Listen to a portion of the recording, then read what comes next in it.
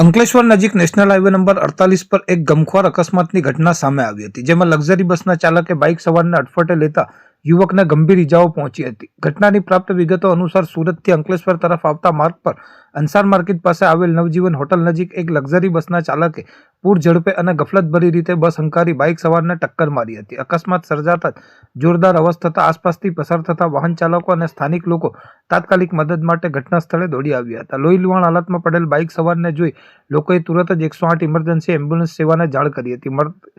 માહિતી મળતાની સાથે જ 108 એમ્બ્યુલન્સની ટીમ ઘટના સ્થળે પહોંચી ગઈ હતી અને ગંભીર રીતે ઇજાગ્રસ્ત થયેલ બાઇક સવારને પ્રાથમિક સારવાર આપી વધુ સારવાર અર્થે નજીકની ખાનગી હોસ્પિટલ ખાતે ખસેડ્યો હતો. અકસ્માતને પગલે હાઈવે પર થોડા સમય માટે ટ્રાફિક જામના દ્રશ્યો પણ સર્જાયા હતા.